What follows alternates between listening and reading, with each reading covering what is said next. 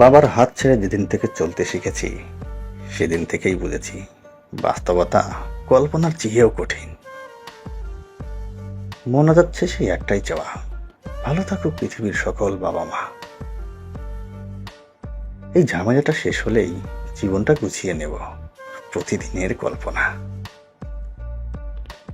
অতীত আজও নিষ্পেষিত, ভবিষ্যতে মুক্তি নেই।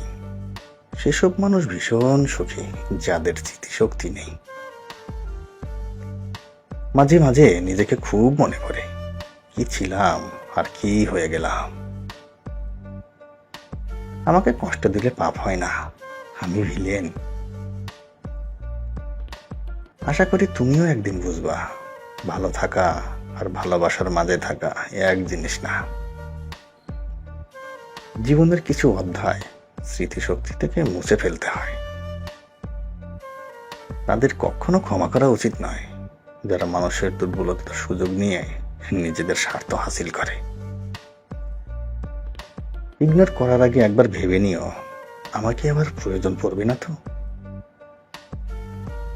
একটা সম্পর্ক টিকে রাখার জন্য একটা রাগী মানুষ অনেক শান্ত হয়ে যায়। তোমার সঙ্গে ভালো ছবি নেই, কিন্তু তোমার সঙ্গে কাটানো ভালো স্মৃতি আছে।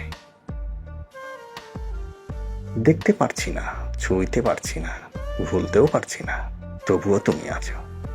কেমন থাকা তোমার। প্রেম তাহারে দেয় আনন্দ, আমার দিল শুধুই কলঙ্ক। তবুও সুখে থাকুক হয়ে কারো বসন্ত।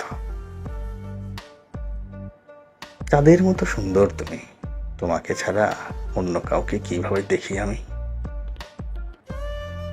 কিছুটা সৌন্দর্য মানুষের মুখের হাসিতেই থাকে। আই বিলিভ দ্যাট ভাগ্যে না থাকলে কান্না করলেও পাওয়া যাবে না। তুমি যে জিনিসটার জন্য প্রার্থনা করছো, আল্লাহ তার সবচেয়ে উত্তম সময় তোমাকে দিয়ে দিবে।